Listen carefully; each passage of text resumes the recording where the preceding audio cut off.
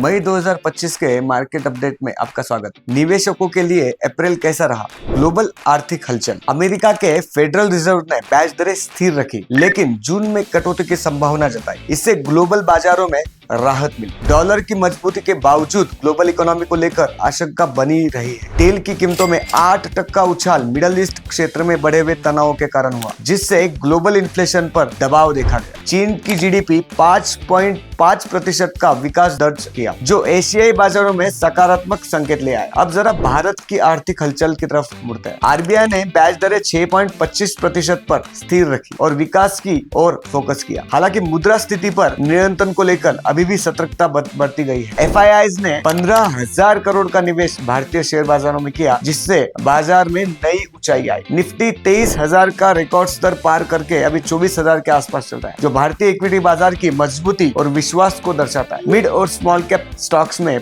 उतार चढ़ाव देखा गया, क्योंकि इनकी वैल्यूएशन उच्च स्तर पर पहुंच चुकी है, जिससे निवेशकों को सावधानी बरतने की सलाह दी गई है। भारतीय म्यूचुअल फंड इंडस्ट्री ने 19,500 करोड़ से अधिक का SIP निवेश देखा, जो दर्शाता है कि निवेशक लॉन्ग टर्म में निवेश में रुचि रखते हैं। इंफ्रास्ट्रक्चर, PSU और बैंकिंग सेक्टर के फंड्स ने अच्छे रिटर्न दिए, जबकि स्मॉल कैप के में अधिक जोखिम देखा गया। कुछ जरूरी SIP को जारी रखें और लॉन्ग टर्म निवेश पर भरोसा रखें। मिड और स्मॉल कैप में जोखिम अधिक है, इसलिए डाइवर्सिफाइड पोर्टफोलियो बनाए। ग्लोबल और डोमेस्टिक घटनाओं पर ध्यान दे, लेकिन धैर्य से काम ले। बाजार में उतार चढ़ाव रहेगा। हाल ही में UTI म्यूचुअल फंड ने UTI मल्टी कैप फंड का नया फंड ऑफर NFO लॉन्च किया है। ये एक ओपन एंडेड इक्विटी स्कीम है, जिसका उद्देश्य लंबी अवधि में मुनाफा बनाना है। आपका म्यूचुअल फंड और शेयर मार्केट सलाहकार अभय शाह।